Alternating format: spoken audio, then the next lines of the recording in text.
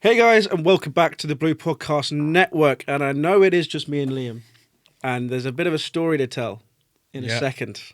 But this is the Black and Blue Show where we talk everything fighting from boxing, UFC, and WWE. And there's a certain boxing story that we need to talk about, isn't there, Liam? I think there is. I think we should explain what the hell this is. I think that's a good idea. So, I had a fight in Manchester, main evented, no humble brag, but for the Outcast Cruiserweight Championship against a tall fella, he's 6'7", who beat me in November. People disagreed with the decision. I didn't really care. I just kind of wanted the rematch, and the rematch was for the Cruiserweight Championship. And spoiler alert, but it's here. Yes, my guy. Unfortunately, Dan, Jake, or Conzy can't be here to congratulate him as well. But why don't you take us through the fight? So, there was chaos. So, I cornered the first people. But shout out Outcast, shout out everyone. The event got cancelled halfway through. How come? So, there was this fight, and someone from the crowd, who was a fighter's dad, just shouted, "You're a sausage," to the team. Okay. And they started like arguing, and it was like really aggressive arguing. It was chaos. The police came, and we're like, "We're gonna shut this down," right? Damn. And this was before. Like obviously your fight, yeah. Before my fight. So it's like chaos. And then the event organizer, Jalum, he gets back in the ring. He's like, "Everyone, get to the back. We're back on." Honestly, there's going to be a vlog coming out. It's going to be insane. But like, it was a whole deal. But then the fight happened. A lot of the crowd left because of it, because the police came. And the hometown guy couldn't fight anymore because of it. Because there was a lot of emotional stress because it's about his family. So he left. So then I walk out Wonderwall because Manchester won the crowd over. Classy. Then 5 rounds, which was knackering by the way. I bet. I was so tired, but it was. I don't want to sound like it was easier than I thought. You can say you clapped him. I did sweep most of the. It was either 4-1 or 5-0. I'm gonna say 4-1 because that's what I heard from the judges. But yeah, I won the belt. And life's been pretty good since then. You're feeling pretty good? I feel good. Good to hear, good to hear. Is, what do we got to look forward to come in the future then? What are you going to do with this belt? So obviously, I'm kind of on the team now, not officially, unofficially. I kind of like know what's going on, so I can't say too much, but I know locations. There should be a show in September time. I'm not going to be on that because there's no one to defend against. Then there's a show next year. I might do like a little fun, gimmicky match on. Then there's a big show in the summer on a fight. But there's a particular person in the meantime I wouldn't mind fighting. Ginty, you know who I am now, okay? And you can't avoid it. And you've just signed to a new management, and they know who I am because Kian follows me. So you hiding behind who I am doesn't work anymore because you know who I am. And you've not fought since Face Temper knocked you out clean. So you got to come back, and you can't come back to the big show because no one cares about you anymore because you're begging on TikTok ties for a living. So you're signed to Pinnacle, but you fell off, so it's quite ironic. So Ginty, either you swallow your pride and you got to fight me on a smaller show, or Tom here, he has backing, he has followers. I got a Jersey bird behind me. Find a friend, and we can batter you on Misfits on the tag team match. Oh, yeah. So Ginty, you can't duck me for longer. We'll slap them both up as well. We'll slap the friend is. Whoever, I don't know if you have friends, man. Ginty, you can't duck for longer, boy. We can fight a heavyweight, we can fight a cruiserweight. All I know is heavyweight's easier for us as well. It's easier for us. Yeah. But it's you, so anything's easy. Clip that. Thank you very much. That is exactly what we wanted. So, yeah, I mean, we are still looking for a tag team fight on Misfits. Yes, we are. It'll be good fun. We want to be, the next big thing on there. We want to add some more belts. Yeah, mate. Imagine the background with just belts. Oh, that'd be sick. We get the tag team belts in there. Oh, mate, the tag team belts. Oh, that'd be so good. But enough about us. You've heard about us. Yeah. There'll be more in the future, so obviously keep an eye out. But it's been a big weekend. It's been a huge weekend. Been a big weekend. Do we have the predictions ready? I don't think we had. I don't think we had predictions. Oh, we didn't have predictions last week because we didn't have a podcast.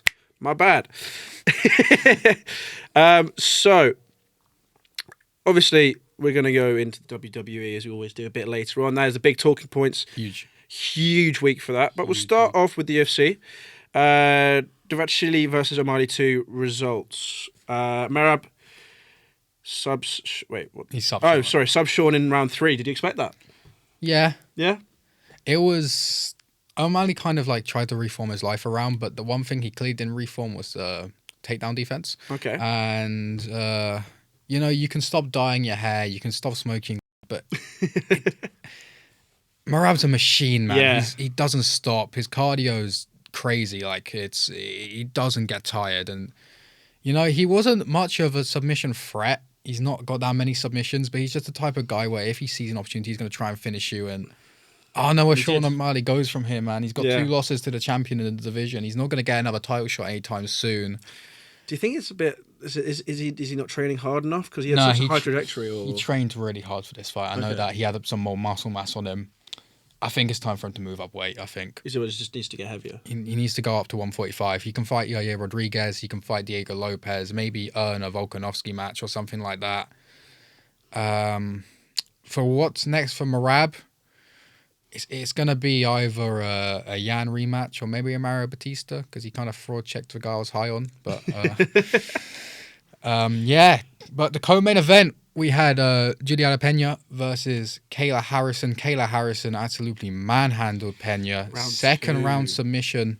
Crazy. Amanda Nunes is coming back for this fight with Kayla Harrison. It's going to be a big fight. The GOAT of the women's MMA division versus the current champion. It's going to be one of the most interesting women's fights I've had.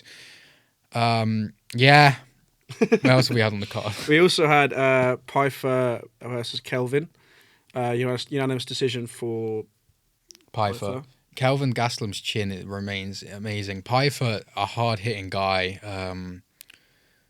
I thought he'd knock Gastelum out, but Gastelum got that Mexican chin, man. He got dropped, but he doesn't get stopped. Do you remember we did that with the top 10 chins? Yeah, I got enraged by that. Enraged. So Mario beat Patchy. Right, I don't know if anyone's seen the previous podcast, or I've said it outside to Dan as well. I thought Patchy Mix was the shit, man. So one thing I learned is, unless you're Kayla Harrison, if you're a champion outside the UFC, it's not as high level because Patchy Mitch was starking guys in Bellator, man.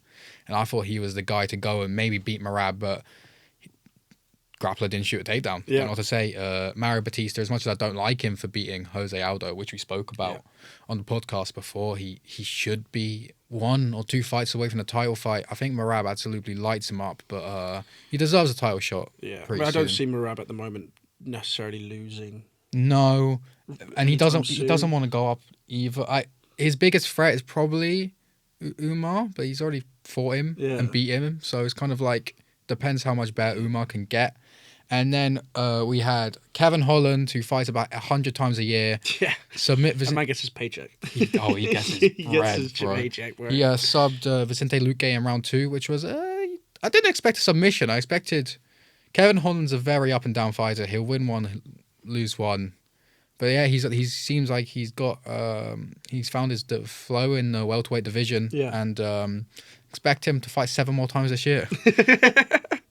But looking to the future, we have Usman versus Buckley this weekend. Yeah, how do you see that going? Obviously, Kamaru Usman's coming off a very close loss to Chimaev, upper division, a middleweight. Yeah, but this is Usman's division. He lost. I think he lost against Leon Edwards in his last fight in the division. Edwards kind of got fraud checked a bit, but I think Buckley gets it done. He completely destroyed Kobe Covington. It was not close, and I think it's like a changing of the guard where the old heads of the division, like a Covington, I guess kind of like a Leon Edwards, like an Usman, it's their time to give a new contender a shot. Yeah, and I think Buckley gets it done. Fair enough. Now, boxing, I don't know too much about. Obviously, I'm going to get a lot more involved, guys, when it comes to the WWE. Yeah, that is more my forte. But this is for us to learn. Remember, I'm learning. You guys are learning. But boxing, Fabio Wardley gets a round 10 KO on Justice Humi. Justice Honey, I think. Like Honey? I don't know. He's from like the Oceania area. It was weird. Fabio Wardley. He was losing about 9 of the rounds.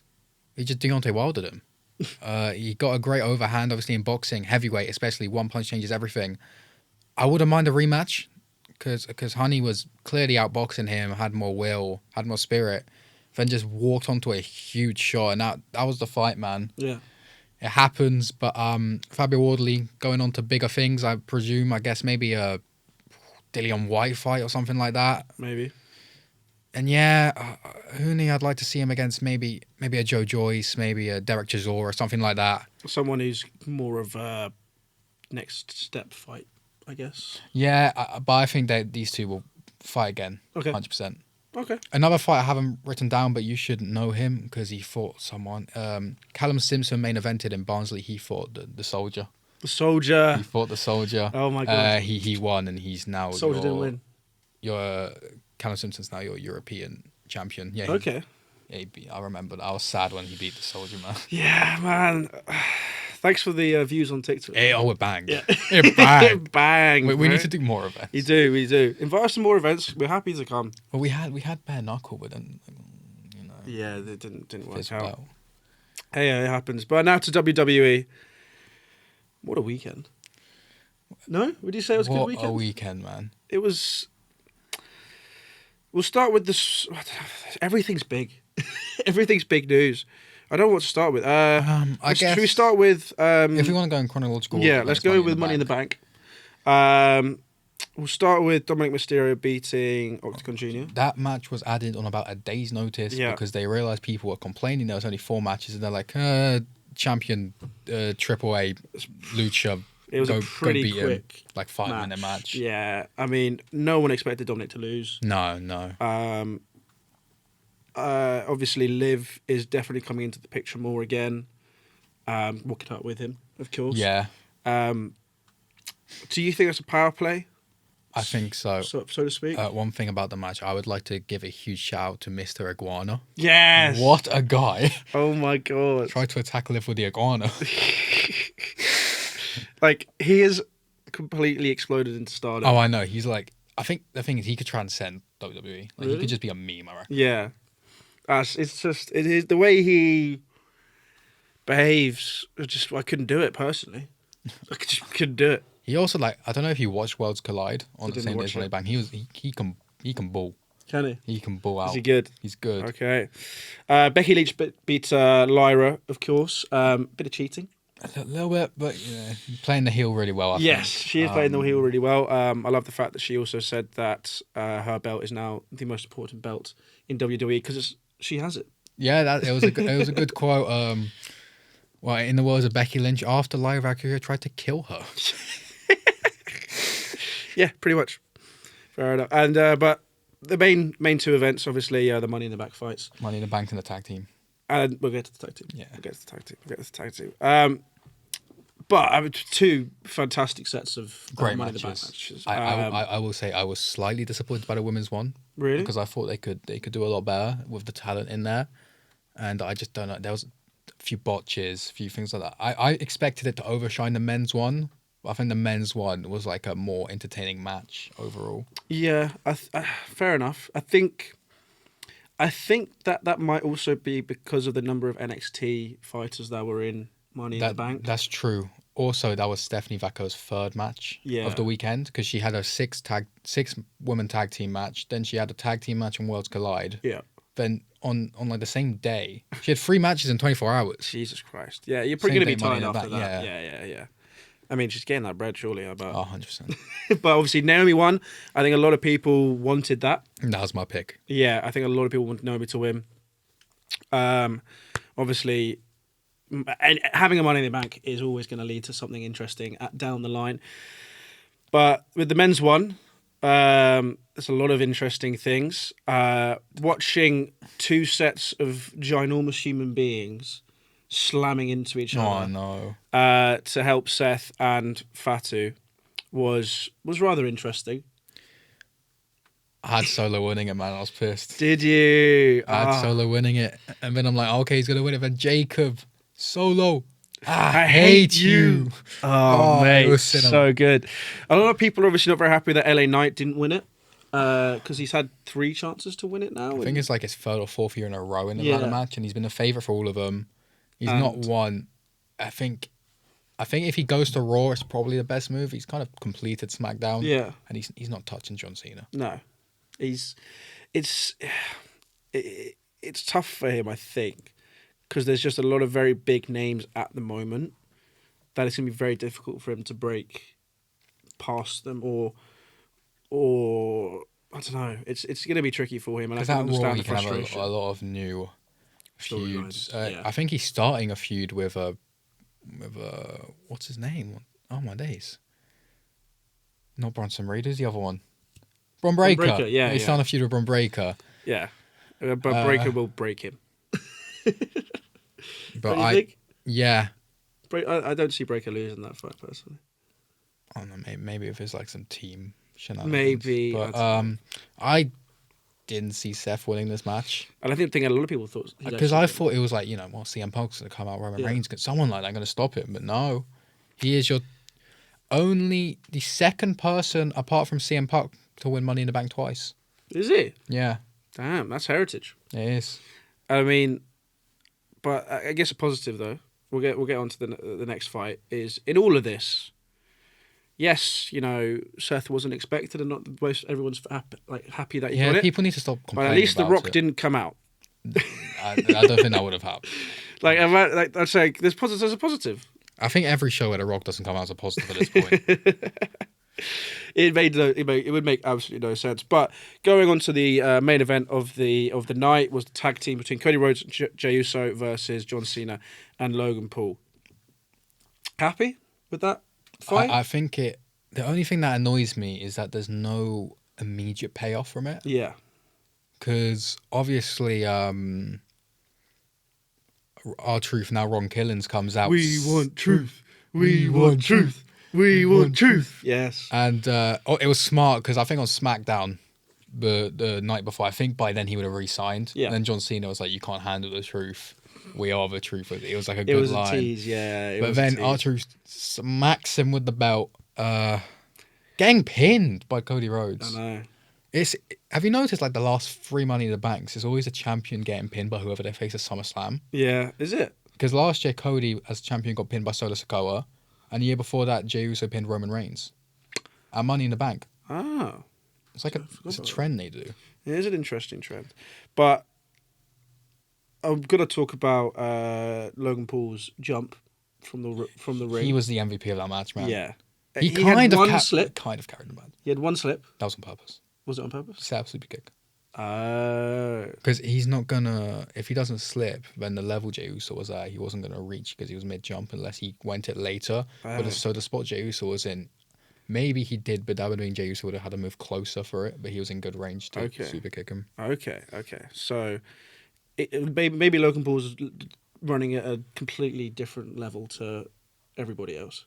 Maybe, but I think it could have just been the spot. It depends. He might have slipped, and if he slipped, big up Jey Uso, he saved that completely. Yeah. If not, then he's running at a different level. Yeah. It's like you do have to say. I know a lot of people don't like Logan. He was the best wrestler in that match. He was arguably one of the best wrestlers of the day. Arguably, just because of you're in the match and everyone's in like I think they're early 40s, late 30s, and Logan Paul just brings so much youth and. He is 30 now, no? He's just turned 30. Yeah. He's in his prime. I'm proud of that one. That's not good. That's not a good one. That's a really bad one. I didn't even mean it. That's a bad one. But yeah, I mean, he does continue to amaze me how he fights, to be honest. I'm surprised he didn't break something landing on that table. Oh, I know. Like, did you also see where he had the drone in his hand? Like, drone superplexed him. Thing is, that's probably his idea. Yeah, it was. Like he does seem to just elevate and elevate. I don't know what he can keep. He keeps on doing things. I know. Shame he wasn't on Raw. But talking about Raw, a few returns on Raw. There were. Hit me. So we had Nikki Bella, which they advertised for some reason. Yeah. They advertise weird stuff. Like they advertise Oscar coming back next week, and she's been there for like a year. Yeah. I don't know why they don't let surprises just like. That's in Queen of the Ring, isn't it? Yes. We'll talk more about that in our predictions. But obviously, King and Queen of the Ring has been announced, and they've kind of done a cop-out version of it this year, where instead of singles matches, you've done a fatal four-way. Then it's a singles match for the semi-finals, so they're kind of rushing it a bit. But hey ho. Sami Zayn's qualified. Thank God. Yeah. He'll Love probably be in the final because it's in Saudi Arabia. Saudi loves Sami Zayn because Sami's like past Syrian. Yeah. Someone else who's going to Saudi Arabia, which I did not expect, Mr. CM Punk. Yes. Completely bleep this and just get his reaction. You can keep my reaction in though. And now he's in Saudi. Damn. Wow. Yeah, you see why we can't keep that Yeah, in. I can't keep that one in, but I understand why that is mental. Obviously, he had a bit of a spot with John Cena. I was waiting for the music the whole time. What of CM Punk. CM Punk? Why? It's the feud that hasn't been done. Okay. And also Cena's not been on Raw really, and that's kind of Punk's place. And I was like, he's like, "I'll send me competition." I'm like, "Where's the?" I was waiting for it, man. And came. I popped. You happy? I popped, man. It's going to be a good fight. It's a classic fight. I mean, their history goes back so far, and yeah, I mean, I don't see Punk winning, but Punk cooked him on the mic though. Great. Punk is. I'm going to be a monster to beat a monster. Punk is the best in the world on the microphone. He's very good. Oh, yeah, fair. Yeah, no, he is. Just facts. Seth Rollins came out to tease whoever wins, he'll fight. I don't know if he'll cash in immediately. I didn't expect, right. John Cena retirement tour ending on a cash in. It doesn't end, but his title ending on a cash in doesn't sit right with me. Yeah. But it makes narrative sense because Seth wants to protect the future of the company. Cena's trying to walk away with the belt. I don't know. The person... Unless he cashes in and doesn't win. Not again. Not again, because they done it to Drew last year. But Drew was champion and then got cashed in on, no? Yeah, then Money in the Bank 2024, Drew McIntyre wins it. Cashes in the same night on Seth Rollins versus Damian Priest. CM Punk interrupts and costs him. So unsuccessful cash in. Yeah. Can't do that 2 years in a row, surely. No, otherwise they'll waste it completely. A potential belt I thought that would be cashed in was on Gunther. Well, I thought that didn't. Everyone was surprised by Gunther beating James, though. Sure, that's what I've been seeing. My immediate reaction is I was in a group chat. I was like, "What was the point of Gunther losing a Mania?" Yeah, there was no point. Well, it kind of there was some good storylines with like Jey Uso and Logan But he should have dropped the belt to Logan then. Should have what? He should have just dropped the belt to Logan then. Yeah, but I think they want to try and get Gunther more involved. The WWE are pushing for more, like, actual fighting stuff, not just the talking. And Gunther is obviously very, very good. Was a very, very good wrestler. Dan would have loved to being here, man. Yeah, I know. Dan and Jake would have been glazing. Start glazing him. That's my general. So also like when Gunther was champion the last time, there was a lot of backlash about the fact he never really fought any of the big names. Whereas him now being champion with the storylines that are going on, he could really be involved with some big names and actually get to a new level. I think. I do think, hopefully next week. So there's a fatal 4-way next week with Sheamus, Rusev, and Bronson Reed, and there's a mystery opponent. Please be Ilya Dragunov. Please. Gunther versus Ilya Dragunov would. Oh my, it's so good. It's so good. They done it at NXT UK. Their chemistry is insane. All right, let's get on to our. What do we call it again? Split decision. Sorry, I should have. Something I didn't win by. Unanimous, baby. Split decision. So, our predictions. First up, we have got. You got a lot of fatal 4-ways as well. Yeah. That's all right. Let's get my notes up so I can get all these written down. By the way, Dan, Conzy, Jay, if you're watching this, put your predictions in the chat. Otherwise, you're losing points. Thank you. I'm here, you're not. What a change. Whoa, crazy. That is crazy. Usman versus Buckley. I've got Buckley winning. So do I. No method. Just Buckley. I'm going to let you answer these first. Oh, shut up. Damn. Okay, next we got Randy Orton, LA Knight, Aleister Black, and Hayes. Oh, I'm answering first, aren't I? Because of the backlash of him not winning Money in the Bank, I might go LA Knight. Randy Orton pins Carmelo Hayes. Going for the... Wow. Yep. Okay. Randy, pin, And everyone's going to complain on the internet. Hayes. Okay. Next up is Cody Rhodes versus Damian Priest versus Andrade versus Nakamura. I'm going to go Cody. Yeah. I'm going Cody. Yeah, I'll go Cody. I can't go pinning for all of them, but I've got an idea of who's getting pinned there. Who? Probably Nakamura. I'm going to go pin Nakamura. Hopefully that's right. Next up is Sheamus versus Reed versus Rusev versus mystery opponent. I think whoever's the mystery opponent wins it. I might go Bronson Reed. I'm going to go Reed. I'm going to go question mark, question mark, question mark. Mystery person. Yeah. And then... Please be Ilya Dragunov. And then, last but not least, we've got Asuka versus Vakir versus Rodriguez versus Nile. I don't know enough. I'm going to go Rodriguez. I'll go Stephanie Vaquer. I think Vaquer is a safe option. Fair enough. Also, Oscar losing on our turn would be a bit shit, but Yeah. I think Stephanie wins it. So that is our predictions for this week on Split Decision. Hopefully next week we'll have some more members. Yeah. Will you be back next week? No. No. Hopefully it's not just me next week. Thank you very much, guys, for watching the Black and Blue Show. This is the Blue Podcast Network. Check out all of our other shows. Check out the charity match on the 13th of July. Get your tickets now. They are selling. So we'll see you guys in the next one. Cheers.